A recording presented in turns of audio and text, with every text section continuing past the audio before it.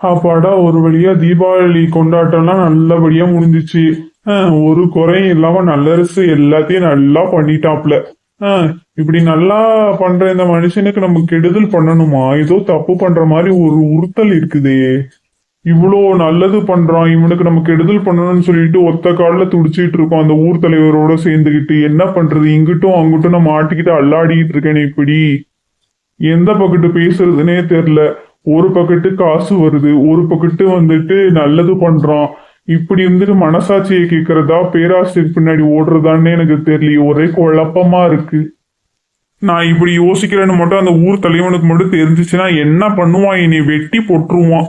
ஐயோ என்ன பண்றதுனே தெரியலையே. நல்லரசுக்கு நான் இப்படி ஒரு துரோகத்தை பண்ணனா எனக்கு கண்டிப்பா நரகம்தான். சொர்க்கத்தை எல்லாம் நினைச்சே பார்க்க முடியாது. இப்படி ஒரு நல்ல மனசுக்காரனுக்கு நாம இப்படி ஒரு கெடுதல் விளைவிக்கணும்னு சொல்லிட்டு யோசிக்கிறதே மிகப்பெரிய பாவம். என்ன பண்றதுனே எனக்கு தெரியல. நல்லரசு கிட்ட உண்மையை சொல்லிடலாமா, இல்ல வந்துட்டு அந்த ஊர் தலைவன்கிட்ட இருந்து அவன் பிடியில இருந்து நம்ம எப்படியாவது வந்து நழுவி வந்துடலாமா? ரெண்டுமே ஆனா வந்துட்டு மிகப்பெரிய செயல். என்ன பண்றதுனே எனக்கு தெரியல. ஒரே குழப்பமா இருக்கு. நல்லரசோட நல்ல மனசுக்கு எனக்கு துரோகம் பண்றதுக்கு மனசே இல்ல. இந்த தீபாவளி கொண்டாட்டத்தோட தான் அவனோட முழு மனசு எப்படிப்பட்ட தூய்மையானதுன்னே எனக்கு தெரிஞ்சுது. நான் யாருன்னே என்னன்னு தெரியல. வீட்டுல இருந்த கொஞ்ச நஞ்ச காசு வச்சு தான் பையனுக்கும் எடுத்து எனக்கும் புது துணி இனிப்பு எல்லாம் வாங்கி கொடுத்துட்டு இவ்வளவு பண்ண ஒருத்தனுக்கு எப்படி நான் பதிலுக்கு துரோகம் பண்ணணும்னு தோணும்? நானும் கொஞ்சம் மனுஷன் தானே. என்னையா என்ன பண்ணிக்கிட்டு இருக்க? தனியா இருக்க? எங்க உன் தோஸ்துங்கெல்லாம் காணோம்? வாங்க தலைவரே, வணக்கம். ஒண்ணும் இல்ல, காத்து வாக்கெல்லாம் இருக்கட்டும்னு சொல்லிட்டு இங்க வந்து உட்கார்ந்துருக்கேன். வேற ஒண்ணும் இல்ல, அவங்க எல்லாம் வீட்டுல இருக்காங்க. போன புகுந்த இடம் ரொம்ப வந்துட்டு சௌகரியமா இருக்கு போல. ஆள் இந்த பக்கத்து எட்டியே பாக்குறது இல்லையே. என்ன அவ்வளவுக்கு பிடிச்சு போச்சா அங்க? நான் காசு கொடுக்கறேன், நீ அங்க உட்காந்து நல்லா கொண்டாட்டமா கொண்டாடுறியா? ஊர் ஃபுல்லா வெடி வெடிக்குதாம்ல. நல்லரசு வீட்டுல வெடிக்கிற வெடி வந்துட்டு தான் நல்ல வெடியாம்ல. அந்த மாதிரில வெடிச்சிட்டு இருக்கீங்க குடும்பத்தோட சேர்ந்துட்டு. நான் சொன்னது என்னாச்சு? எனக்கு மட்டும் புஸ்வானம் விட்டுட்டு இருக்கேன், அங்க உட்காந்து சங்கு சக்கரம் வான வேடிக்கையெல்லாம் பயங்கரமா இருக்கு. ஐயோ தலைவரே, உடனே பண்ண முடியாது, அப்புறம் சந்தேகம் வந்துரும்ல. அதுக்கு தான் இந்த மாதிரி ஒரு உறுப்பினரா இருந்து அப்படி இப்படிதான் நம்மளோட காரியத்தை நகர்த்தணும். என்ன தலைவரே, எடுத்தோம் கௌத்தோன்னு எல்லாம் பண்ணிட முடியுமா?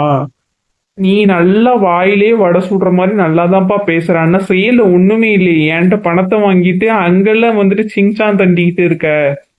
என்ன தலைவரே பொசுக்கு நீ இப்படி சொல்லிட்டீங்க? நான் அப்படி பண்ணுவேன்னா நேரம் காலம் பொருள்லாம் பார்த்து தானே பண்ணணும். அதுதான் நான் வந்துட்டு காத்துட்டு இருக்கேன். தக்க சமயம் வந்தோடனே அடிச்சிடலாம்.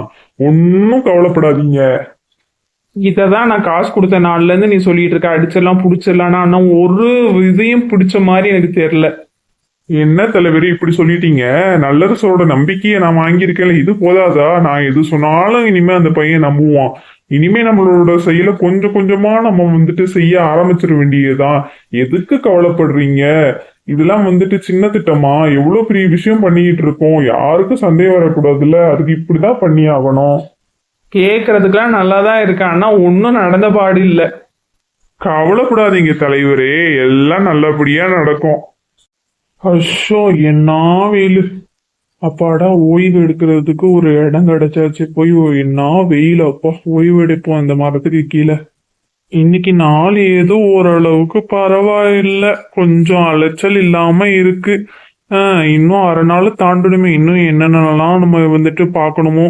ஒரு வரவும் கெட்டவும் இல்லை. என்ன பண்றது, கையில் உள்ள காசெல்லாம் தீபாவளியோட கொண்டாட்டத்துக்கே எல்லாம் போயிடுச்சு. பையனுக்கு வேற வந்துட்டு ஸ்கூல் ஃபீஸ் கட்டுறதுலாம் இருக்கு. என்ன பண்ண போறேன்னு எனக்கு தெரியல. கொஞ்சம் காத்தார உட்காருவோம், உட்காந்து யோசிப்போம் என்ன பண்ணலான்ட்டு. சரி, இப்படி படுத்துக்கிட்டே இந்த இயற்கையை ரசிக்கிறதே ஒரு சுகம்தான். எல்லாம் மனசுல உள்ள கவலை எல்லாம் போயிருது. ஆனா இதையே பார்த்துட்டு இருந்தான்னா என் வீட்டுல உள்ள பொழப்பு என்ன ஆகுறது? பையனோட ஃபீஸ் வேற நாம கட்டணும், கையில இருந்த கஜானா எல்லாமே காலி. என்ன பண்றதுன்னே தெரியலையே. யார்ட்டையாவது வட்டிக்கு ஏதாவது வாங்குவோமா?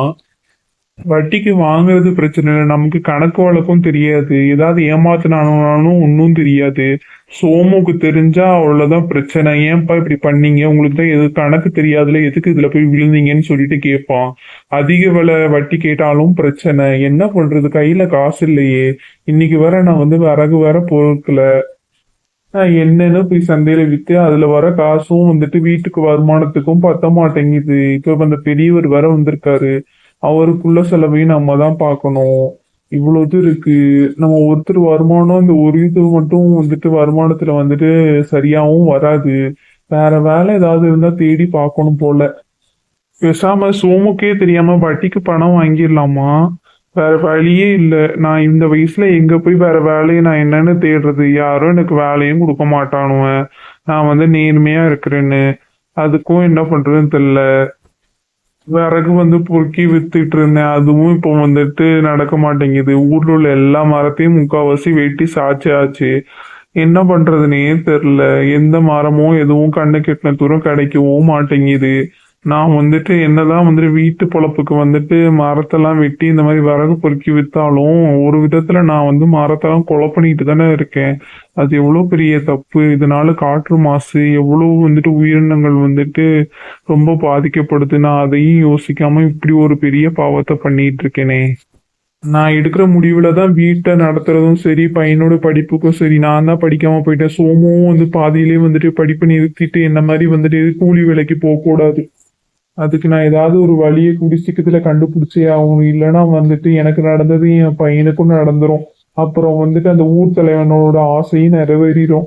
இது நடக்காம நான் பாத்துக்கணும். என்ன பண்றதுன்னா ஒரு யோசனையும் கேட்ட மாட்டேங்குது. நானும் படிச்சிருந்திருக்கலாம்.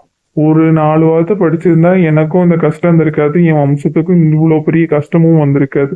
சோமும் ஒரு விதத்துல வந்துட்டு கஷ்டப்படதான் செய்யறான். என்ன பண்றது? என்னால சோமுவும் கஷ்டப்படுறான். கேட்குற நேரத்துக்கு அந்த பென்சில் பேனா ஜாமெட்ரி பாக்ஸ் வாங்கி கொடுக்க முடியல. ஒழுங்கா வந்துட்டு ஸ்கூல் ஃபீஸ் கட்ட முடியல. அதனால பையன் பாவம் எத்தனை நாள் வெளியில நின்றுப்பான். ஐயோ ஐயோ, என்னால பாரு என் வம்சமே இப்படி கஷ்டப்படுது. இதுக்கெல்லாம் கூடிய சீக்கிரம் ஏதாவது ஒரு வழி பண்ணியே ஆகணும். என்னோட கஷ்டம் என்னோட போகணும். என் பையனுக்கும் அது வந்துட்டு இப்படி தொத்திக்கிட்டு போக கூடாது.